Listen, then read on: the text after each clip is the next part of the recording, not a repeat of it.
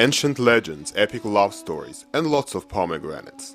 This is how famous Soviet film director Sergei Parajanov depicted the South Caucasus in his films. His works offer a colorful celebration of Armenian, Georgian, and Azeri cultures.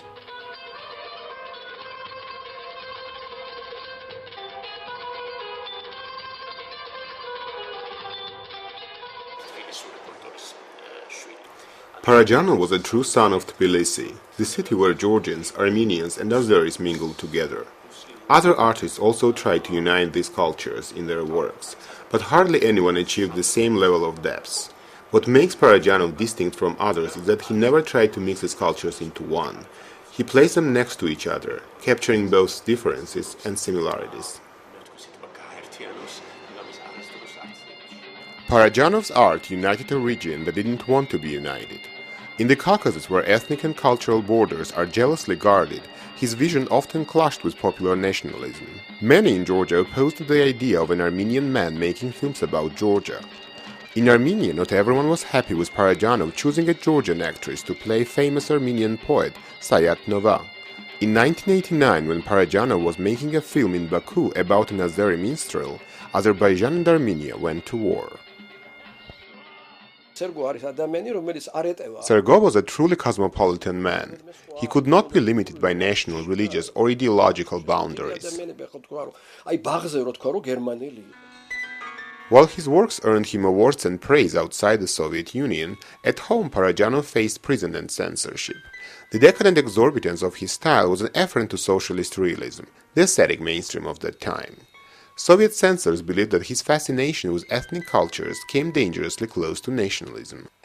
His art and his tempestuous personality made him an untrustworthy Soviet citizen. The government couldn't tolerate such a free person.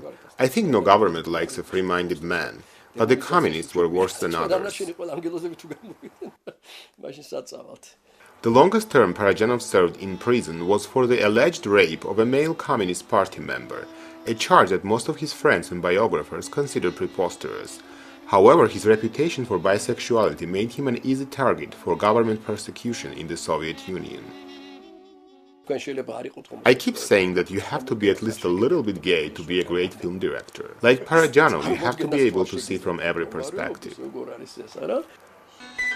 Imprisoned or facing bans on his film projects, Parajanov turned to making artworks that are now exhibited in a museum in the Armenian capital Yerevan.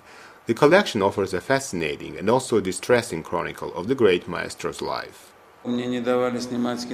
He used to say that his artworks are compressed films.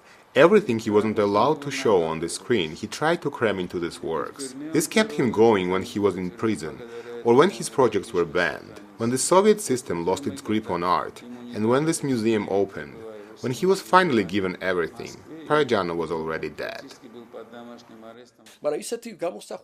Parajanov may have been confined by the system, but he was freer than anyone around him.